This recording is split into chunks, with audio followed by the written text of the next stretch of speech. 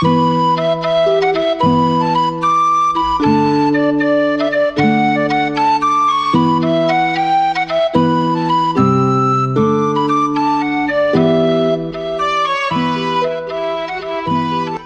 morning and welcome to Highland Waves Podcast, coming to you from Marshbrook Studios, located on a bank of the world-famous Margaree River in Cape Breton, Nova Scotia, Canada.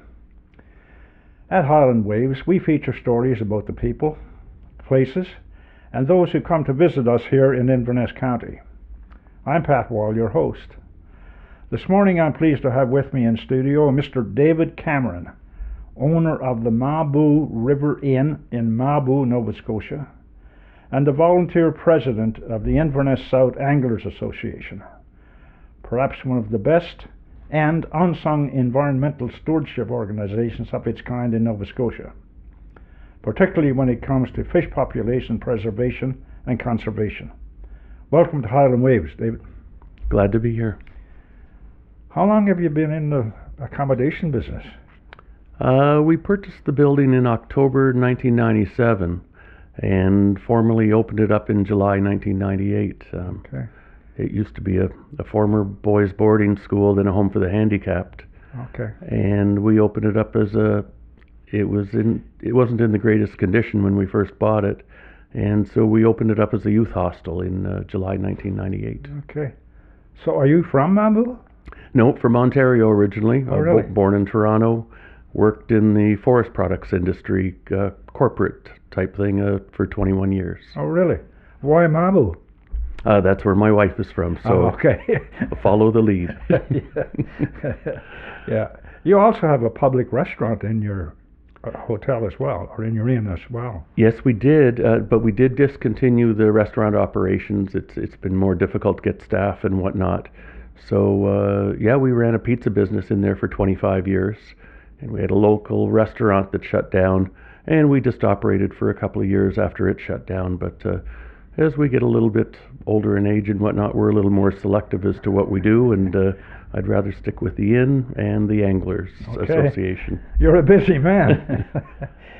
How do you find time to earn a living as well as run the Inverness South Anglers Association, which is a volunteer organization that provides environmental stewardship to an area that covers 500 square kilometers, contains 4 main watersheds, and some 15 watercourses?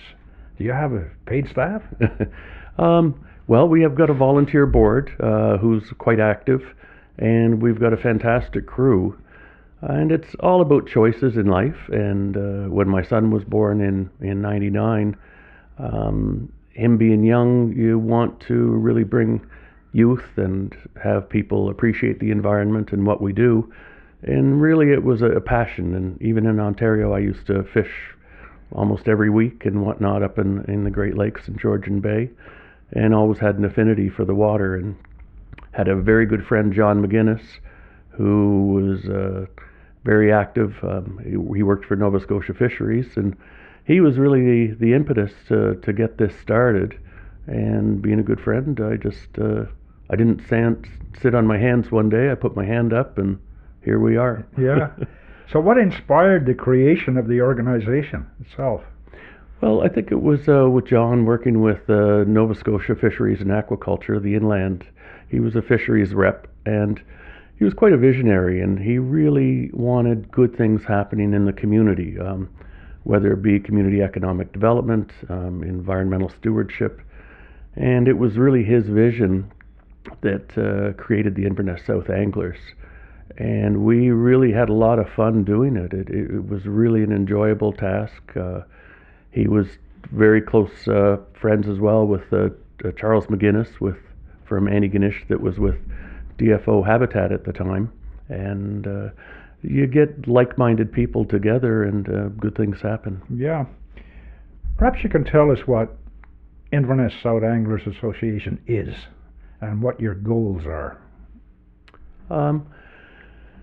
Well, let's see. Our mission statement, it's a little lengthy, but it really is all about respecting habitat, trying to promote recreational fisheries, creating lots of spawning habitat, and to get youth involved, and because our future is in our youth.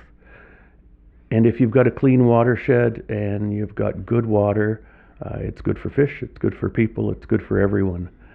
And our area just happens to encompass quite a bit of geography.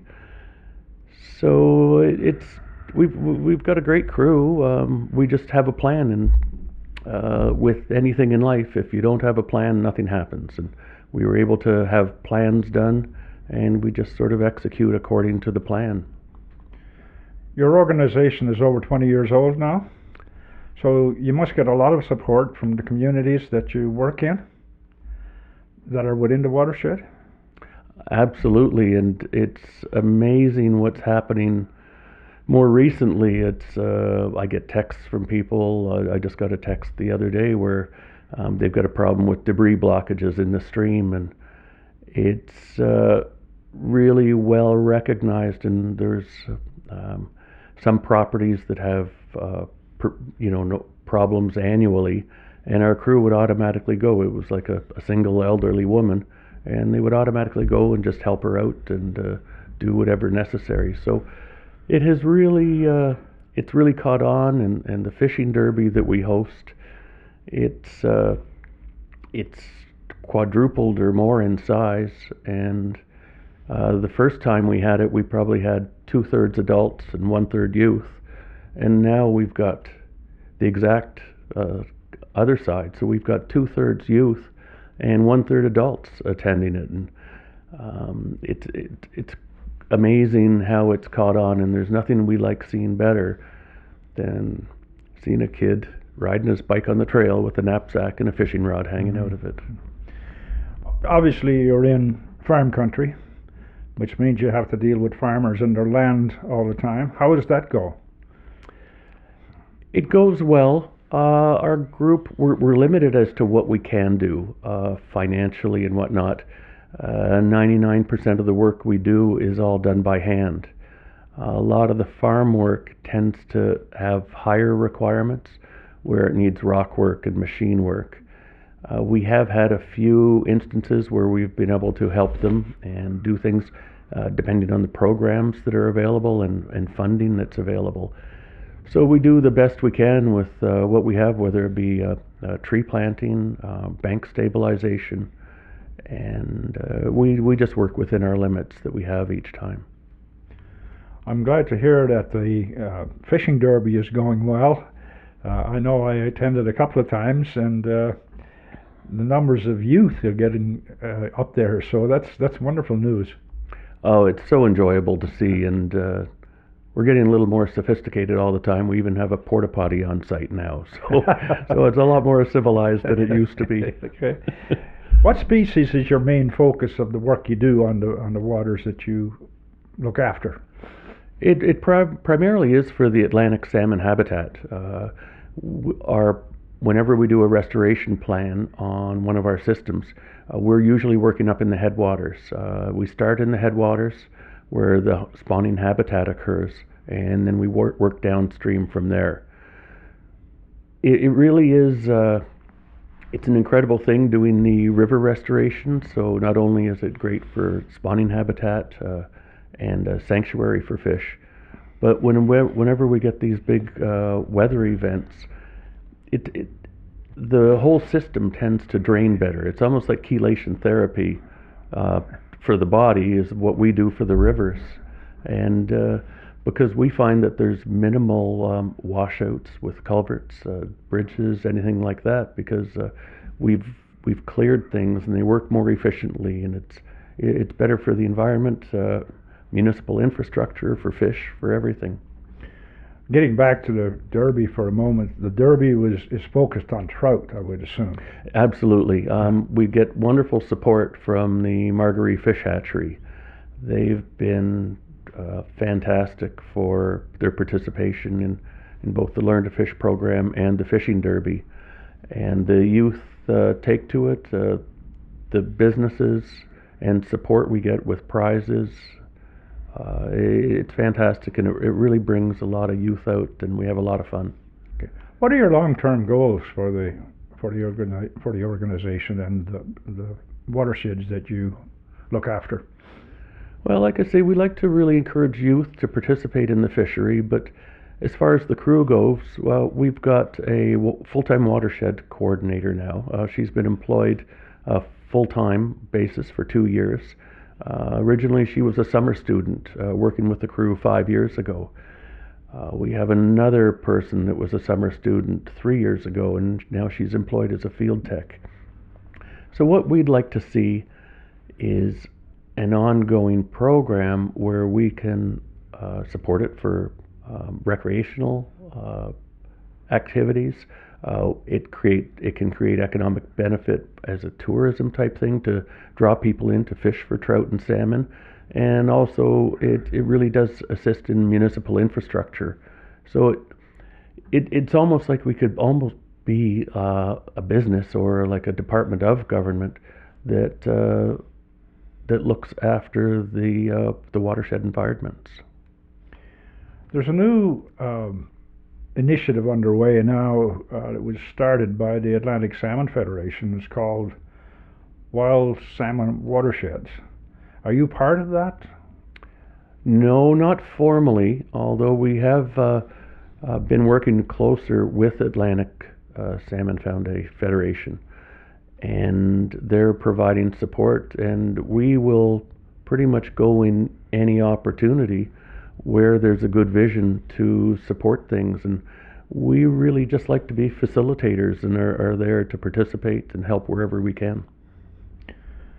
There are a lot of challenges that have been presented by to the environment by climate change. How has that affected the area that you work in? In the headwaters, we don't see it as much, but the work we do, it really helps things drain and whatnot. We do see more erosion, but it can also be a benefit, because I remember we did a restoration on Graham's River probably 7 or 8 years ago, and Charles McGuinness had laid out the structures and whatnot, and we had done some machine work. And then we had the big storm on October 10th and 11th. And we went back, and after the crew had worked for the summer, after that one weekend of a huge event, Charlie said that we had probably, the stream had matured in what would normally take 3 to 4, 5 years in one weekend, with the way the structures had performed and dug out and created holes and whatnot. So not only does it increase the efficiency, but it created all those holding areas and for the migrating fish to hold in and spawn and whatnot. Yeah. What about tree cover? Do you have a lot of tree cover in your areas to provide shade, etc. for cold water refugee? Yes, we are fortunate that way, that there is usually a canopy of trees in the areas that we are. The areas that we focus on, there's normally a fairly good gradient to the streams and the flow, so we don't have a lot of really flat areas.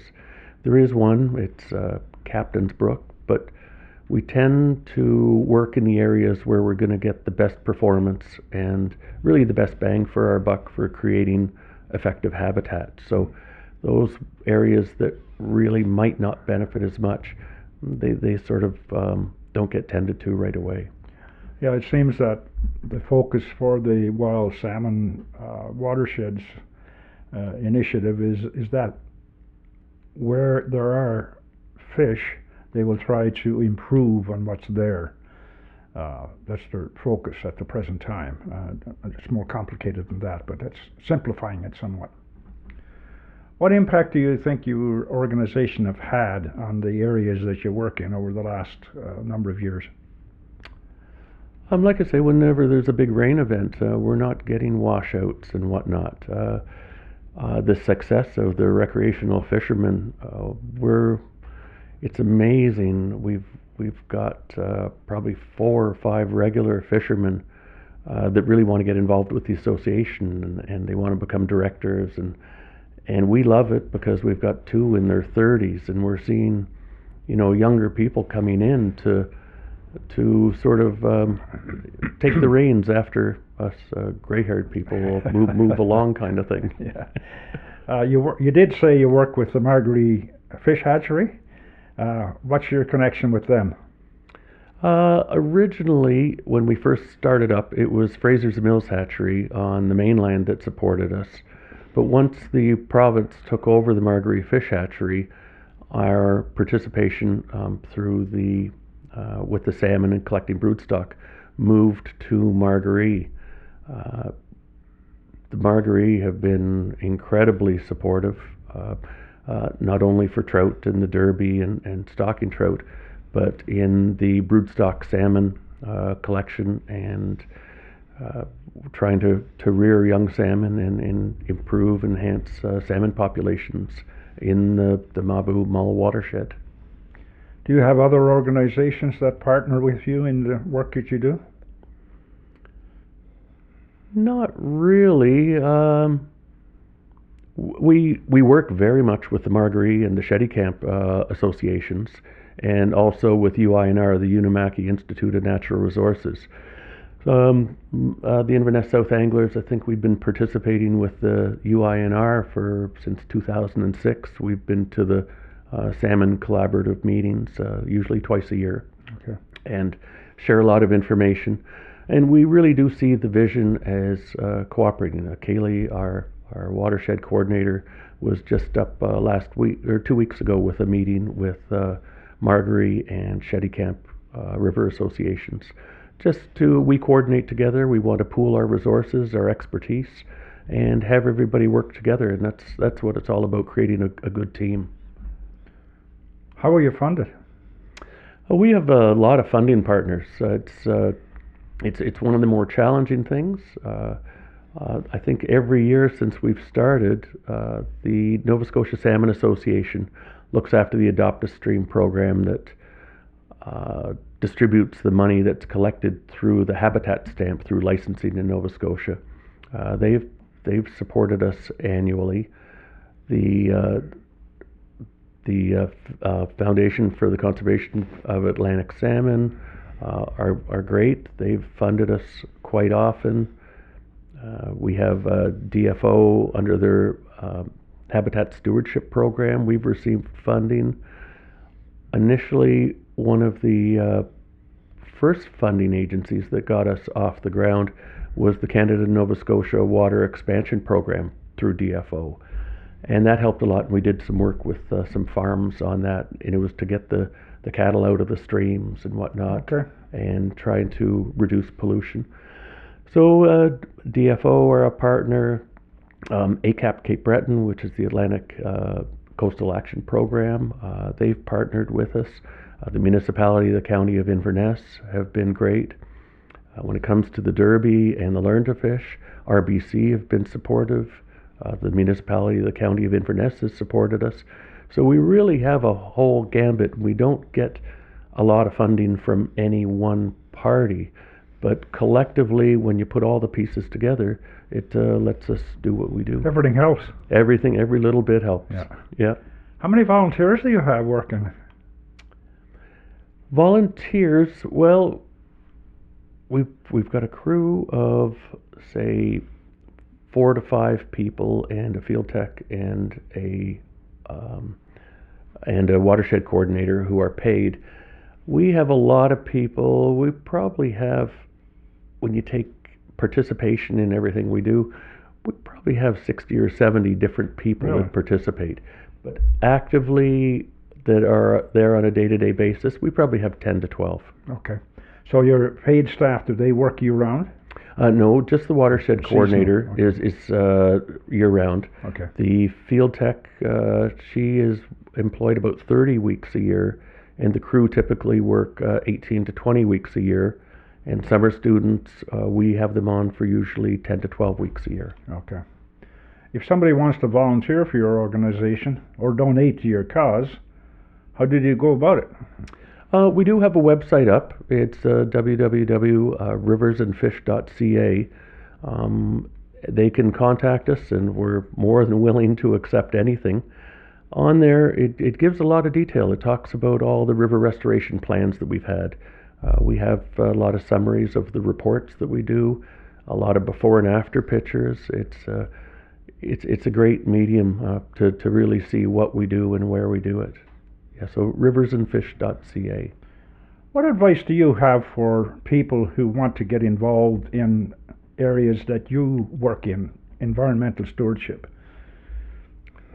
Well, it's so rewarding just because the results are so visible and they're quick, and you can really see what's happening, and you know it's a positive thing because it's a really feel good thing. So like one of the to get started is just to come out when we do a little bit of fish stocking, and you get out to see areas that you've never seen before. You're putting little fish in the little tiny streams, and you're getting way up to the headwaters, and a lot of people have never seen that and experienced, and it really is a feel good thing. That's great. What keeps you motivated? It's just the impetus initially was because it was the right thing to do, and my son being young and being able to get out and explore it, and it's almost like infectious. Once you get the bug, you don't want to lose it. Great. We have government regulations all the time, helping or hindering us. How have government regulations helped you or hindered you in your what you do? Well, I've always believed, whether in business or in life in general, you always make the best of the cards that you're dealt with, and you work within a system, and whatever the system is, you try to do the maximum benefit you can within the rules, and you work within the rules. They're there for a reason, and they're there. You respect them and work within them, and life isn't complicated. So you won't get into problems if you're doing what you're supposed to do, because that way you never have to worry what's behind you. You only look ahead. Is there something that government could do to help you guys do better than you're doing? The associations that we partner with have a lot of expertise in them. For them to fund, like the way they've supported the Foundation for the Conservation of Atlantic Salmon, and creating the money that could be invested that gets sent out to organizations like ours, that's been incredibly helpful. If there was more funding from government realizing these, maybe that would filter down to the municipalities, and the municipal people, now that they're going to be responsible for their own coastal monitoring and whatnot by municipality, that let's go beyond coastal and let's maybe get a little bit further upstream into the watersheds and take it that one step further. And I think that could really be a long-term benefit. Do you have any difficulties with poaching, for example, on your river? I think that used to be more a thing of the past. The crew has found evidence of old nets and whatnot. I think it may exist a little bit, but not to the extent it used to. I think it used to be that people would take far more than they ever needed. So if it did exist, I think people might be taking one or two. I don't know of any personally. I don't think it would necessarily practically be a zero occurrence, but I don't really think that it really is an issue, and it's not anything that we're immediately concerned with. I think there's a shift towards more stewardship for the environment, and in that case it filters down to those who may have intentions in the past to do this, and it's faded. Yes, I agree, and I think the people that are out fishing and doing things, they're very respectful of the rules. They know what we're doing, why we're doing it, and I think there's a lot more buy-in by individuals. And they keep a lookout too for anything that's out of the way that's happening. Absolutely, there are eyes and ears. That's right. Do you have a favorite success story or memorable moment to share with what you're doing on the river? Well, just even last year, we had a difficult year with the broodstock collection. We tend to have a very late run, and at the time that the run occurs and the hatchery comes down to assist us, it gets complex because they're spawning out the fish from other rivers and whatnot because they're just getting ripe as our fish are starting to get on the move. So they've got limited resources to work with to get down and assist us. So we ended up having to rely on a number of people we have on a permit for fishing and angling. And we had a couple of individuals that were going out from 7, 8 in the morning and being out there till 5 o'clock at night. And it would be raining and blowing and even snowing. And they're dedicating their whole day to this. And they'd call up, and then I'd go, we'd pick up a fish, take it to the hatchery, and talk to the angler, and he'd say, "Oh, I'm cold and I'm hungry." And so we'd take him a little snack, and then I'd run the fish up to the hatchery, and then we'd say, "Oh, it was already spawned out," and say, "Okay, well, maybe we'll get another tomorrow." And this is the 30-year-olds that are wanting to get involved, and just to see that type of commitment and just good morals and values, it's just so refreshing to see. Yeah, it is. It's a good story. Yeah. What do you see right now as the major challenges facing groups like yours involved in environmental stewardship? Oh, 100% funding. Funding, just to get enough money to operate. With our crew, we have a volunteer board, but with our crew, we're working on a annual budget of in excess of $160,000 a year, and over 90 to 95% of the funding that we get is all wages.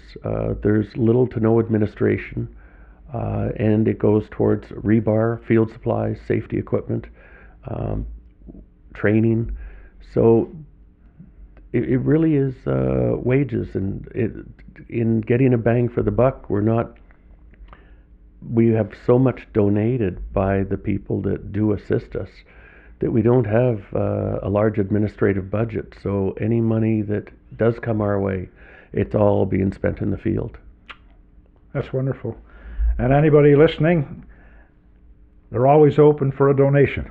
Absolutely. Before we wrap up, is there anything else you would like to add, David? Well, it's just a feel-good thing, and even just going up to visit the hatchery and you see the staff at the hatchery and the commitment that they have, and you see they're dealing with so many fish and they've got so much going on, but they care about each and every little fish that is in there, whether it just be an inch long little fry. If it jumps out of a little net when we're trying to transfer it over, they make sure they get that one, and it's so that's representative of everything we do. It's everybody cares so much about their contribution and their component, and there's so much respect for it. It's great to see. That's why you're so successful. Yeah. Thank you for taking the time to come and talk to us about the Inverness South Anglers Association and what it does for the communities in which you live in the Mabou area. I wish you good luck and every success in the future. And thank you to our listeners. Don't forget to hit the like and subscribe buttons so you can stay up to date. And remember, subscribing to Highland Waves is free. Our thought for today is by the famous environmentalist John Muir, who said, "When we try to pick out something by itself, we find it hitched to everything else in the universe." So long for now.